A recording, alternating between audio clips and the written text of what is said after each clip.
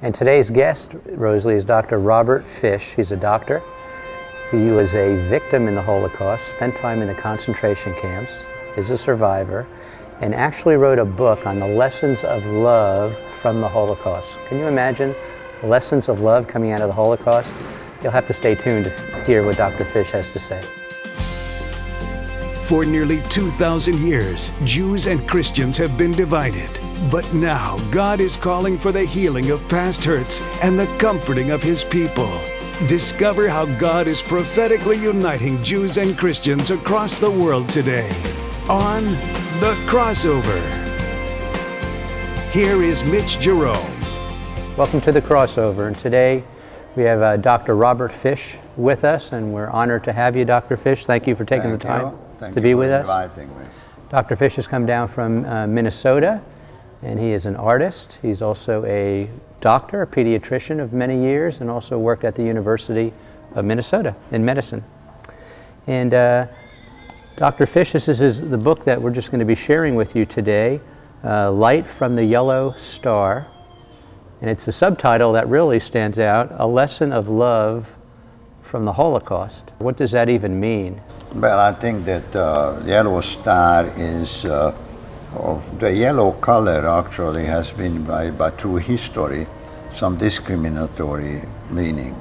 So in many places they had scarf or hat. The Jewish people had to use it in order to be identified. When the Nazis occupied certain countries like Hungary and many others in Europe, then the Jewish people first had to be carrying on their coat or on the jacket or on the shirt when they went out, yellow star, which is a Mogen David, is a David star. Star of David. And so that was the yellow star. So it was to distinguish that you are a Jewish person. Right. That's the whole point. Right. And explain to us the subtitle of your book, A Lesson of Love from the Holocaust. It almost sounds like that's a misprint, that there could be love coming out of the Holocaust. Well, I think that many people felt that way in Israel, for example. They didn't want me to use this as a subtitle.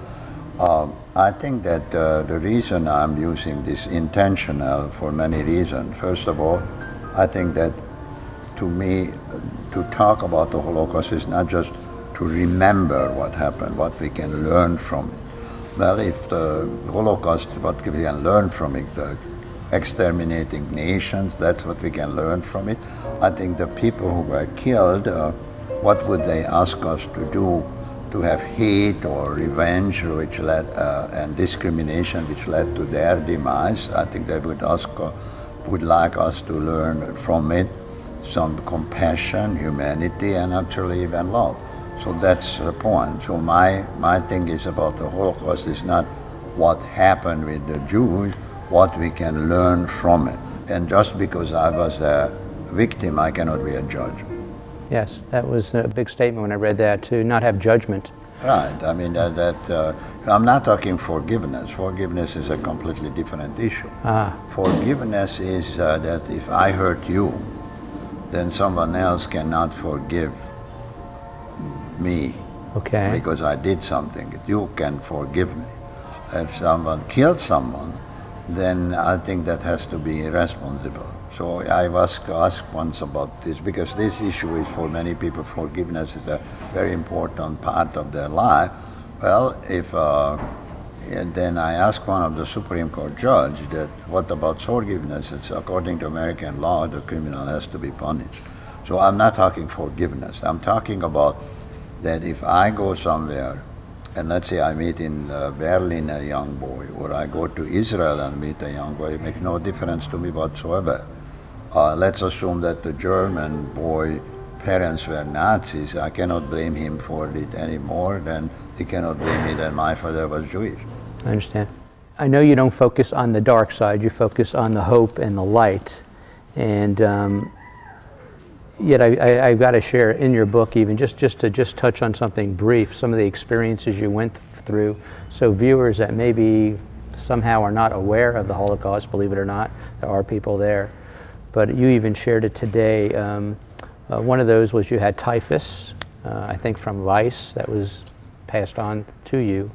and you had really an experience that you went to the sick room, and then what happened from there? When we were exposed to such a circumstances, I was among the first who get the sickness, and then we were at that time currently in Austria, but that time of course was Germany, and we were working there and started to have high fever, and I was among the very first one. And so that the Germans eventually recognized that this is an epidemic, so they put the sick people in a special room. We were accommodated in a school building, and in that specific room they provided them with everything possible, good medications and food, very, very exceptional food. Meanwhile the others had to work outside and had a very mediocre food intake. And so that they wanted me to go to that room, and I refused to go there, and I said I'm not interested. Meanwhile the people who went there, they get extremely good care, and so one day I didn't trust them. So that was the reason. Why should they handle me as a sick person when they're killing others indiscriminately? So eventually, one day, 2 trucks arrived to this little place. Kloch is now the name, K-L-O-C-H, which is a village. And they took 2 trucks, and they said they have room for 30 sick person in a hospital. I was only 29, and the doctor called me because I was the sickest, plus I was the first who was sick. And I said, I'm not going. And he said, what's wrong with you? I mean, you don't trust? I said, no, I don't. And so I refused to go. I rather went out to work. And then it was only so-called one lucky one who was able to go instead of me. Hundreds would like to go there. And it turned out to be that they were taken to the edge of the village and were shot. So there was no hospital period. Of course, it was execution. No, Your intuition was correct. Well, I mean, that's the whole point. You were surrounded by this death all the time. Was it truth also that during the bombings, when the Allies were bombing, that they would put you by the ammunition depot? Well, that was even before. I was in a working camp. A working camp is not a concentration camp. Concentration camp could have a working, but we were a Hungarian 280 person from 18 to 48 years of age who were assigned to a Hungarian military group, and we were building bridges for them, and then when was the air raid, and we had to dig out the unexploded bombs. So that was one of the... Okay, and they put you by the ammo. Tell us some of the rays of light, some of the lessons of love that you experience in this horrific setting. Well, I think that, the thing is that we all know about the horror. And that is very obviously anyone who saw any pictures about the camp or liberation of the camp, or even recently some pictures which was taken by the military. So that is, I would say, incomprehensible intellectually to imagine that for a single day, for example, they killed 30,000 Hungarian children and women and older men in Auschwitz just one single day.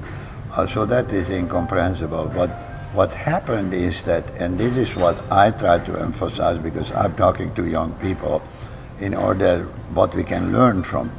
And to me, the humanity is the most important we have to learn. And so, the humanity. The humanity. Of which you didn't see much. Always in these dark circumstances, someone unexpectedly tried to be helpful. It's happened with me, for example, in one situation when the worst, so-called worst SS soldier, who was the most brutal, I was assigned to him with others, and he was beating people indiscriminately. We were very scared, and we were supposed to go out work in the forest to ditches, dig out some ditches for a preventive purpose against tanks or something. And then as soon as we get out from the sight of the others, he said, don't do anything. Lay down and give me food. Just to you? You were alone? No, it was not Group? some, but the others, nobody didn't have to work. So we didn't do anything. As soon as we came back and he was started to be seen by his comrade, then he started to beat us. So that it is, even that kind of person could do some human circumstances. Someone is, of course, was that would be forbidden for yeah. you. When we come back from this break, we'll let Dr. Fish explain the story of the peasant woman. Stay tuned to the crossover. We'll be right back. And now, today's edition of Never Forget.